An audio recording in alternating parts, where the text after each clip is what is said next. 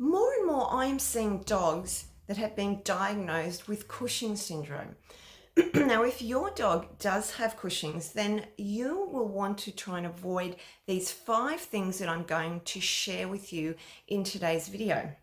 Now, for those of you who don't know me, my name is Lyndall, and I've been an animal and a human naturopath for over 35 years.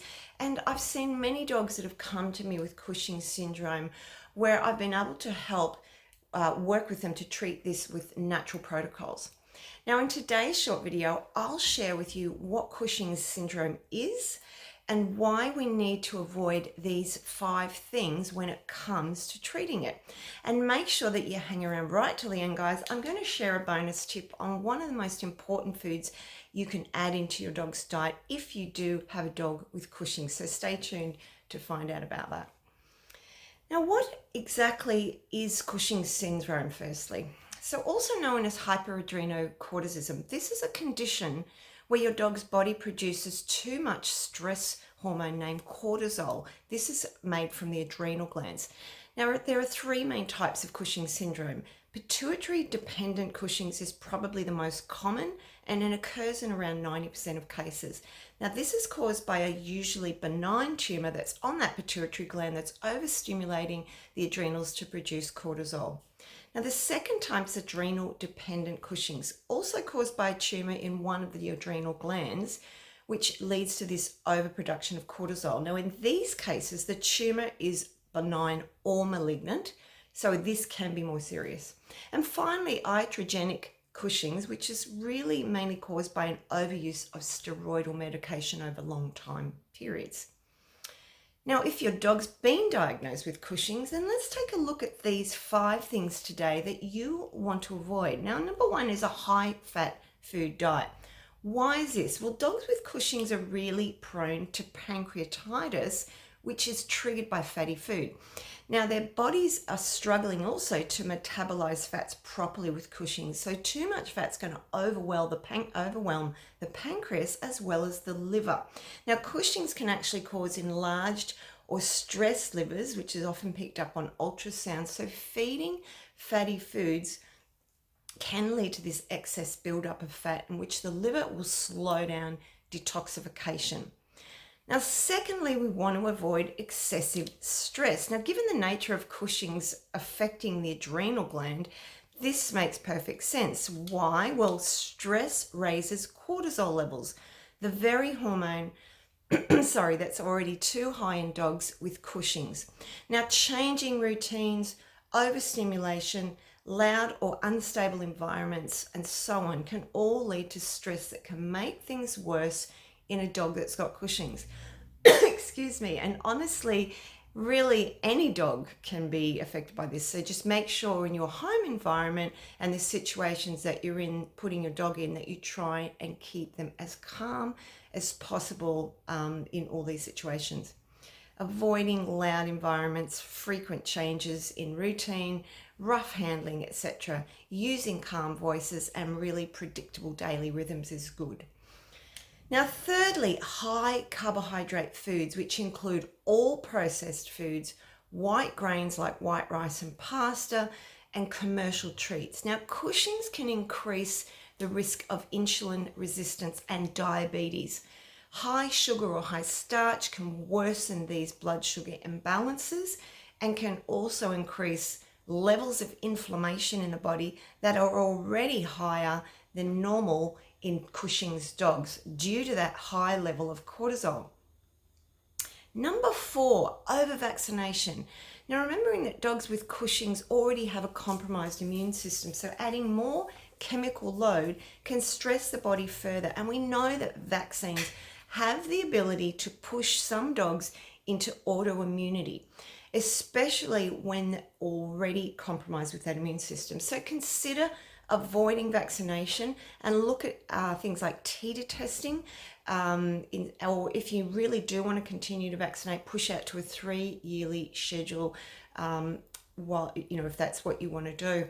Now, the same also goes for things like chemical flea, tick and worming products, as these also cause interruptions not only to your dog's immune system, but to their whole hormonal system, which includes those adrenals and the pituitary gland. Now, avoiding unnecessary vaccines, chemical flea, tick and worming preventatives, or even multiple medications without, that are not necessary. We really want to be try to avoid these. Now, before we go on to number 5, don't forget to subscribe to the channel for my weekly videos. It really helps support my channel to grow and help get more information out there to as many people as possible.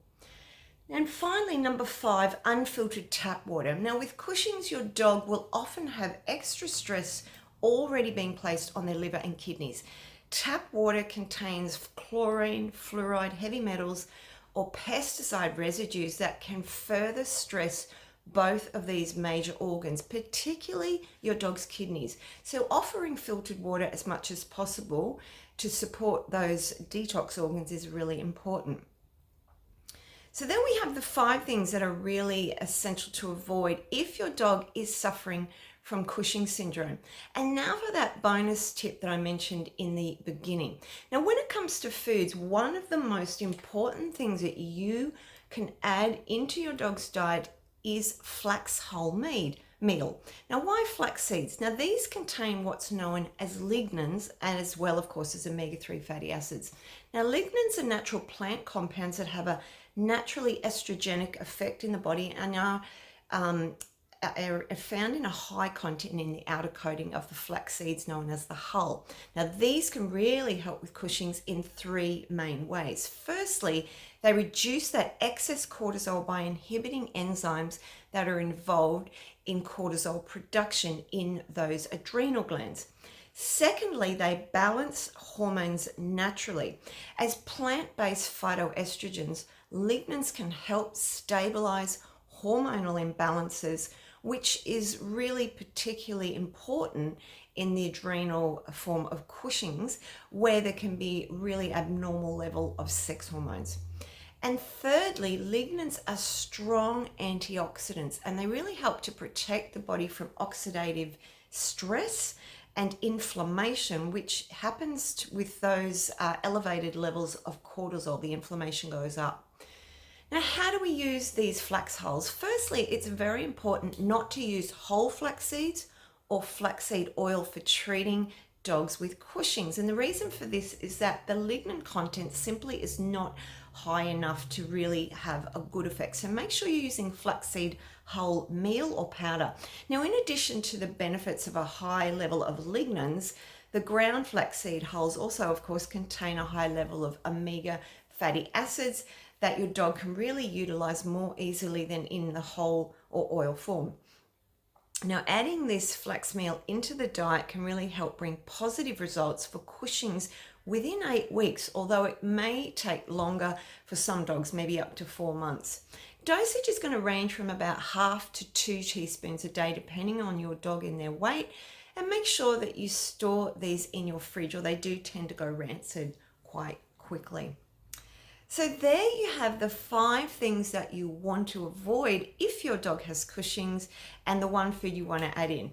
Now, if this is your dog, you do have a dog with Cushing's and you're looking for support, feel free to contact me. All my details are in the description, and I'm open for limited bookings. Guys, I hope that you did find this video of some benefit. If you did, please do give it a like and share it. Just takes a second, does help the message to be spread out there in YouTube land. And thank you for watching. I appreciate your support. Appreciate you being back every week watching the videos. It really, I really get a great buzz out of creating the videos and hoping that you find some benefit from them. Anyway, guys, have a great day. I'll talk to you in another video soon, but take care till then. Bye for now.